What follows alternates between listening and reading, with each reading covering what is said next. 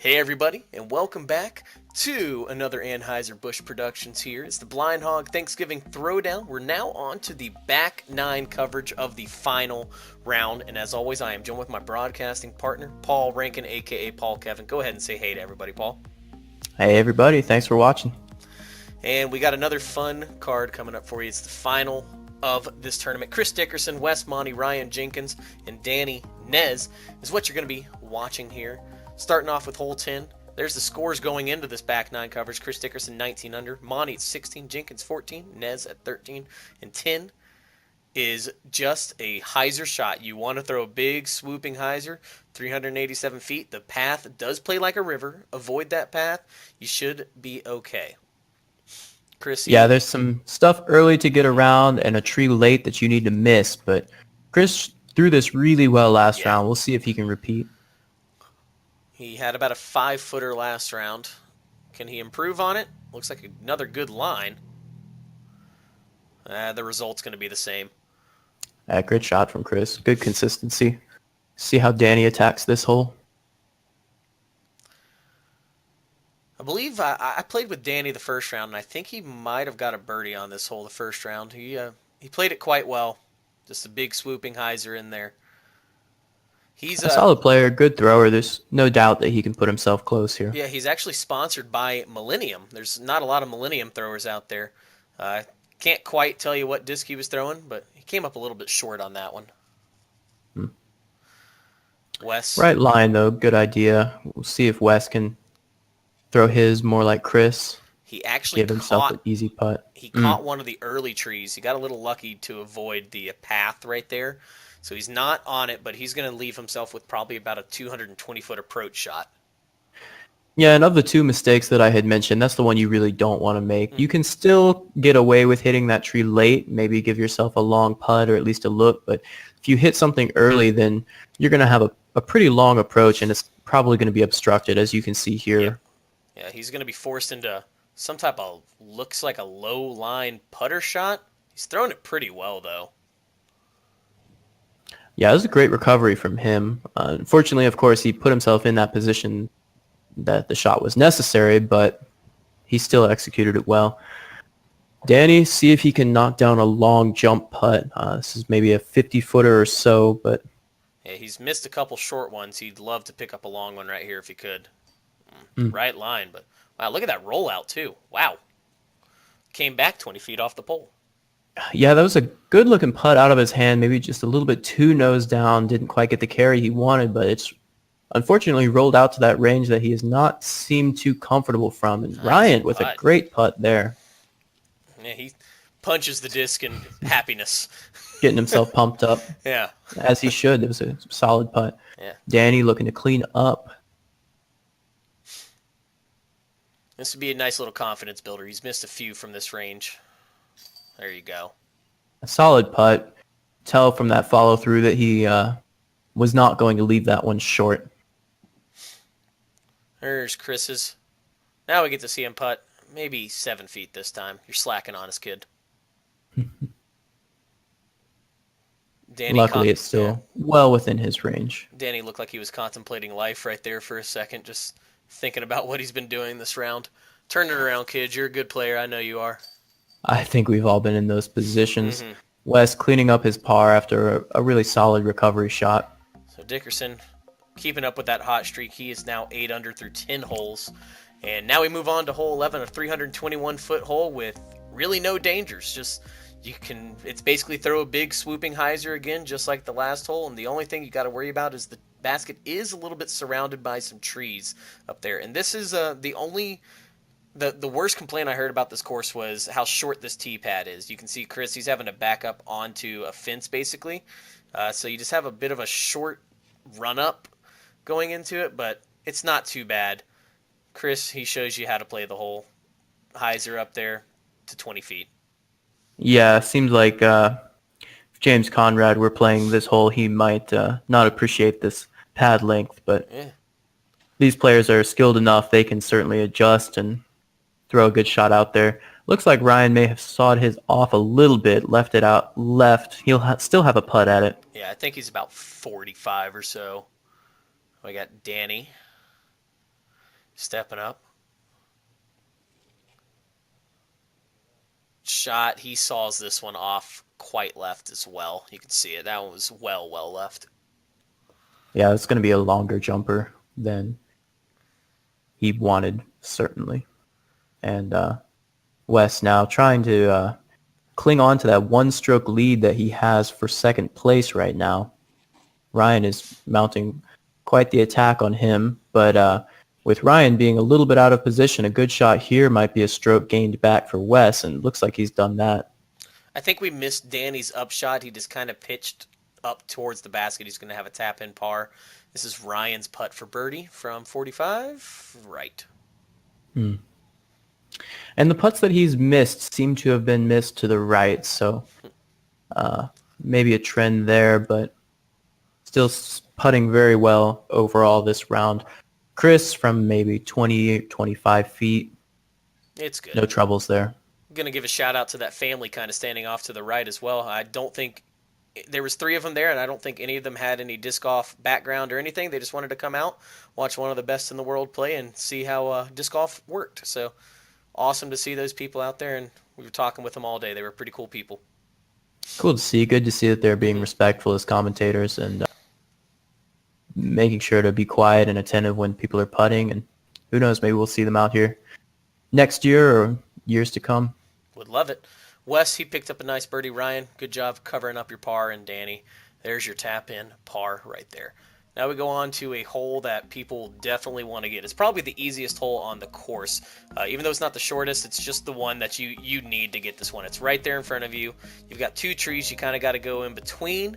You're going to see a lot of these players kind of go up and over them, though. I think that's the preferred play, at least for a couple. If you've got a decent flick, you're going to want to do it. And Chris, even though he's known for having the power backhand, he does have a pretty good flick, and he's throwing that little mushroom one-up Mario thing right here.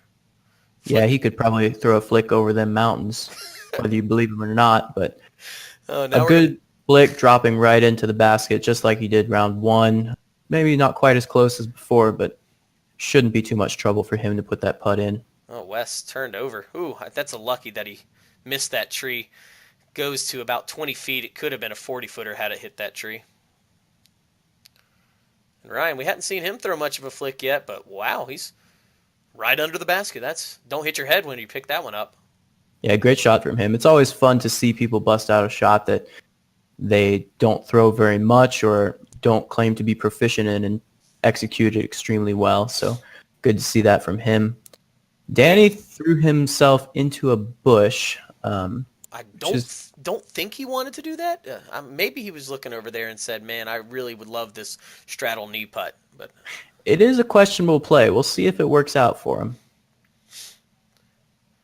Be a good one to get. He's had some putting woes here over the last 4 or 5 holes. This one up, off the top, no good. Yeah, that's not the miss that you would expect. Putting from that distance from a knee, typically it's hard to get the power on it that you need, but just missing high. Chris from some distance between 2 and 30 feet. I think it's around the 20 feet mark. You were correct in going with a wide range right there.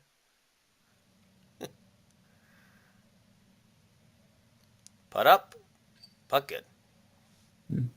Fun to watch it come in straight from that angle. Yeah, different line than you're used to seeing for sure. Wes, he's from maybe 18 feet. That one up and good. Yeah. Looks like he was a little concerned about that. May have pushed it a little more right than he wanted to. He's still well within the chains. He's still concerned with it, even after it was already down in there. He's afraid it's going to jump out. I've had it happen. Now we move on to hole 13. Par 4, 561 feet. You got all types of room in the world off the tee. You just really need to make sure you're a little bit left, if anything, because if you pinch yourself off to the right, it makes it a very tight angle into the basket. The basket's kind of tucked inside the trees there on the right-hand side of the screen.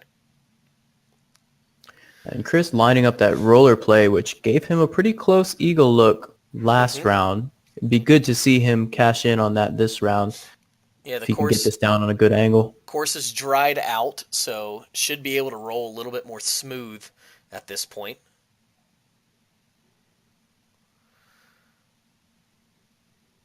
Chris throwing that roller, gets this one down fast. Could be a little bit more left, and that little area that's roped off, it's not hazard for our sake, but it is hazard. You could see it hit it, and it kind of got water into it, so it just stopped right there. He's probably left with about a 250-foot approach shot. Mhm. So eagle out of the question. Still should be able to get up and down for his bird. Mm-hmm. Looked like Wes hung his out a little left and shorter, perhaps, than he wanted. Ryan with a solid drive right up the middle. Should be in good position. See what Danny can do. I'm sure he's going to be throwing some type of flip-up hyzer right here, and yep, that's what he did. He's got a good move on it. He really wants that to come back, though. You can see he didn't quite get the fade he wanted, and to go to the basket now, he's going to really need to throw some sort of flick around or tall anhyzer. Makes that approach a lot more awkward. Here's Wes bringing out flick shot, which he never used to have, but he's been working on it, and you can see it looked nice right there. He's left himself a pretty good birdie opportunity. And Danny going to the flick, see if he can work his way around these trees that he's put himself behind and get up close to the basket for his bird. That flick, hey, not bad. There you go. At least you got it wide enough and out there enough. You're past all the early trees. Left yourself about a 30-footer for birdie. Yeah, he gave himself a look. You can't ask for too much more from that position, but perhaps he was trying to play for a little more skip than he got. Ryan with another flick. Hanging out with Danny. Got pretty close over there. Would hope to have him a little bit closer than that from that distance and angle, but I didn't give Chris hope he can knock down that putt. I didn't give Chris enough credit. He probably only had about 130 here. Yeah, and he makes quick work of that. Mm-hmm. Tap in birdie for him. Danny would really love to get one in. He's just, as I mentioned, he's been struggling with the putter. Oh, no, just short. He walked up and I think tapped in par really quick. Ryan. Yeah, hard to blame him. He's been going back and forth today with the putter. That was the good one. That was the good side. Yeah, great putt from him. Solid distance and really keeping himself in it, putting the pressure on Wes to maintain. Wes should pick this one up, no problem, though. He's only got about 15 feet. And he does. Yep, drops it in. Chris will do the same, I'm sure. Yeah, I think he's about 12 feet or so on this little putt. Inside of easy tap-in range, he didn't do his typical pump warm-up thing. Now we're on to hole 14, kind of the signature hole on the course. It's a 333-foot par 3, carries water pretty much the entire way. You got to throw it about 300 to get over it, and it's just a beautiful shot. There it is. Take it. You got a forehand hyzer, backhand hyzer, go straight at it. You got all types of options in the world as long as you get over the water. Yeah, and as we discussed in the last video, this is really everybody should be able to make and put it close, but something about it, maybe just the water that you have to carry over, gets in people's heads and makes this hole more difficult than it should be. See if Chris can ignore all that. Looks like he's throwing a decent hyzer. Maybe needs to carry a little left. Oh, he's fine right there. Yep. Wes, he actually hit the basket first round. He was about 6 inches from an ace. This one, another good shot. I was hoping he would improve slightly on his shot from last round. That may have been asking too much. Ryan just clears the pond, but he gets a good skip afterwards. Now we got Danny stepping up. The Goose Gallery watching along. Danny, he pulls it slightly, but oh, well, never mind. He actually managed to get a lot closer than I thought. Wow, nice one. Yeah, I thought that he was landing over towards those circle one flags, but perhaps the way he came in, he curled up towards the basket. Yeah. He was pretty close. Ryan is even closer. And that just speaks to the other two, doesn't it? All signs are pointing towards the star frame for this hole. Yeah, it's definitely one you want to get a 2 on, but it's very easy to kind of flail off to the sides and not end up close enough to get that birdie. But all these players showing you how it's done, picking up the star birdie on hole 14. Now we move on to the couple easy holes in a row, not without their problems though. Hole 15, straightforward, there it is in front of you. Just hit it, and avoid the bunker. That is the one problem on this hole, is short left, there is a bunker. You go in that, you're out of bounds. Yeah, Chris first off the tee, he's already at 24 down, so he's already shooting 12 down for the round, tying the hot round from the morning, so he's playing really well so far today. This one looks to be nice, probably at around 20 feet away. Yeah, just exactly what you'd expect. A nice straight putter shot. Wes. Not even worried about the OB. Wes, Ace great run. line from him. A little worried with the height that he was flirting with that OB, but that's that really flippy putter that we've seen him throw before. Oh, no. And Ryan is just so close to being a great shot, but with that OB near the basket, it's going to be taking an extra stroke that he didn't want. Danny looks like he's put a good move on one up there. And Ryan, he actually missed his 3-putt, too. He went really fast. My mom was doing all the videoing for me. Appreciate it, Denise. You did amazing with it. You can't help it whenever players play a little bit fast, though, and he just walked up and putt and missed. But Danny, there you go. You finally get a birdie. Yeah, good to see him put one in. Yeah, unfortunately for Ryan, he was behind Wes by 2, so assuming that Wes can put in his very close putt for his birdie, then Ryan's going to lose 2 strokes and be 4 back. That's going to be tough to overcome with only 3 more holes left to play. Yeah, as long as Wes doesn't break both arms in the span of now. Oh, he didn't. So he's good. Birdie is up and in. That moves him now to 21 under. He's 4 back at Chris Dickerson. Chris isn't in quite the clear yet. There's 3 holes left. As long as he doesn't make any mistakes, though, it's kind of his tournament to lose. Jenkins, he's now at 17 under. And Nez, he has moved up to 15.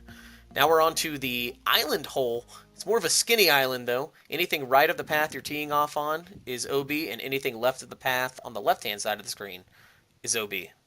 Wes, he goes a bit long. He actually might have that tree to contend with on his shot, on his second shot, that is. Yeah, inbounds both rounds, but first round short, second round long. It seems like he hasn't quite gotten his finger on how to throw this one. Danny throwing his pretty well short, but he'll have a putt at it. Inbounds at least. Ryan looks like he is ready to be done with this round after the last hole. Just moving up and throwing quick. We actually missed Chris's shot. He is the putter on the right-hand side of the screen that you're looking at right now. Close as you would have guessed. Yeah, good to see him correct from his OB shot in round 1. Danny, another putt that looked really good out of his hand, but just doesn't quite have the height or the nose angle to carry all the way there. Yeah, he's had some putting woes this final round here. Yeah, and he's a solid player. I'd expect to see him out hitting the putting green soon to work that out before the next tournament. Ryan with a good putt, solid birdie there.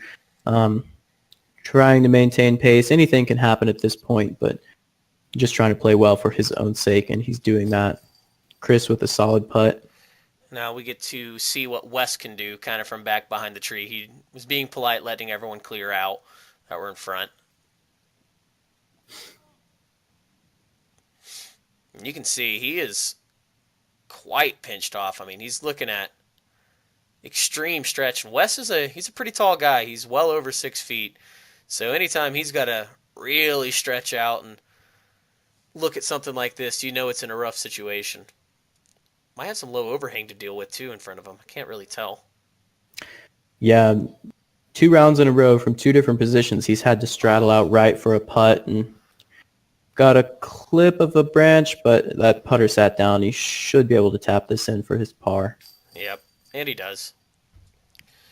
So conceding a stroke to Ryan and Chris, but with only 2 left to play, he does have that buffer to give. Of course, he still wants to finish strong. Who knows what's happening down on Chase card. There were quite a few scores that were pretty close to this lead card. Yeah, and I can let you know there's a guy off Chase card right now playing very hot. Tyler Starnes. He's playing a very solid round, so that's actually Wes's competition right now is what Starnes is doing. So He would really like to pick up one or two more coming here at the end. Dickerson looks like he has maybe corrected from the first round. He threw it OB on the green. I don't think that one's going to quite get to the green this time. Yeah, not sure if he disked down or just threw that one a little bit more with more restraint, but looked like a good line from him. Another good line. Ryan followed Chris's shot.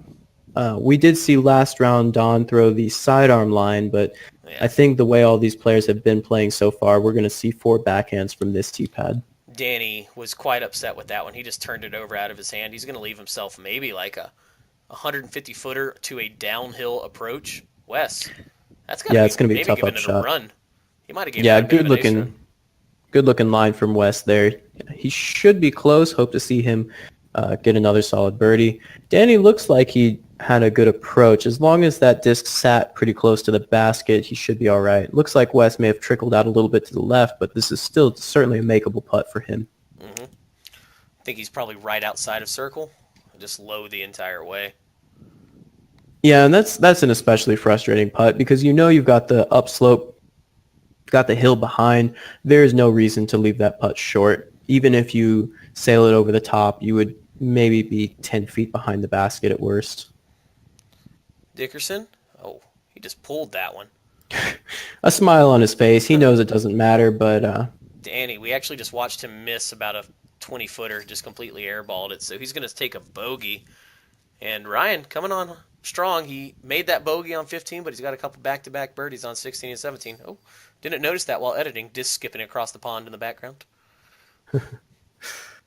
Yeah, Ryan, unfortunately, with that two-stroke swing a couple holes ago, without that, he would have been tied with West. As it stands, I believe he's 2 back of him now, with 1 hole left to play.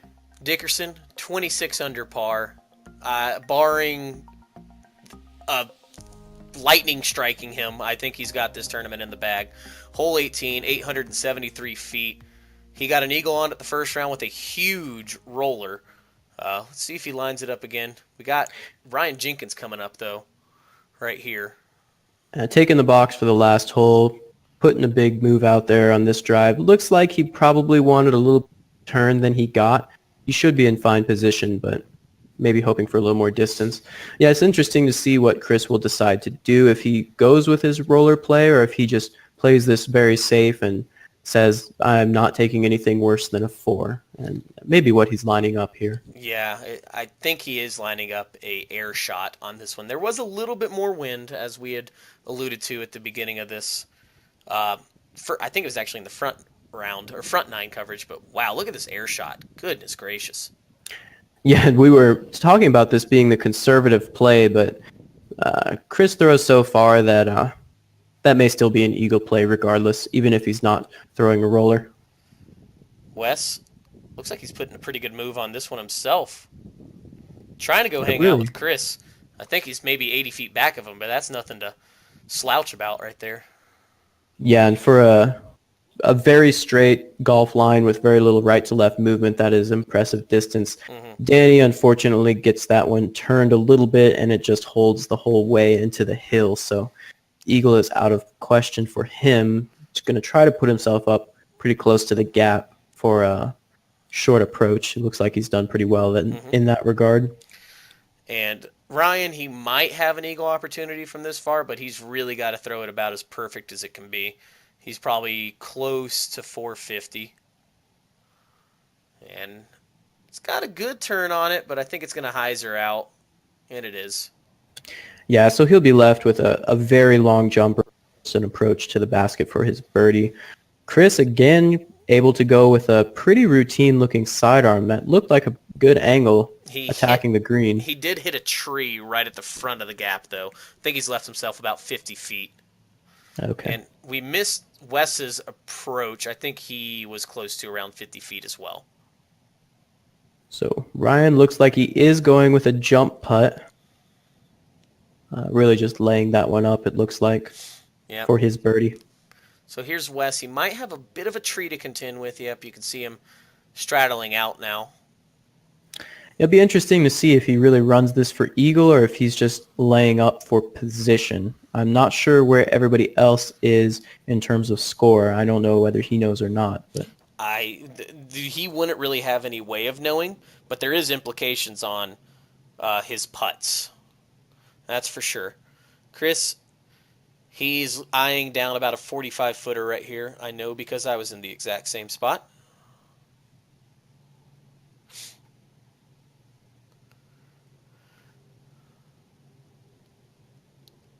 Putt up and just low the entire way. We'll say he was laying that one up.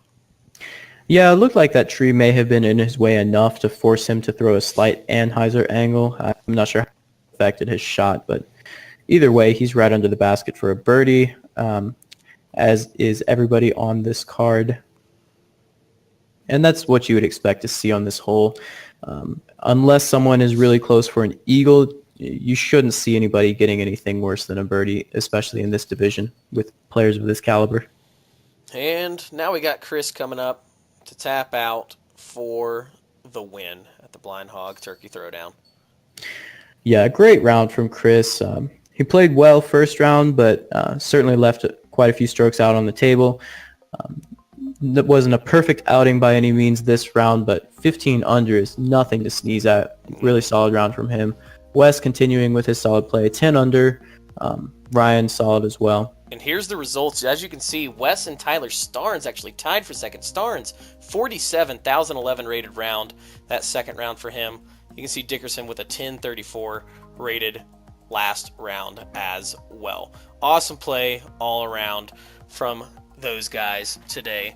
Wes Monty taking second, and then Jenkins rounding out the cash payout with 20 under par. Once again, thanks everyone for watching. Please subscribe for more. Catch you with another video coming soon. Have a good one.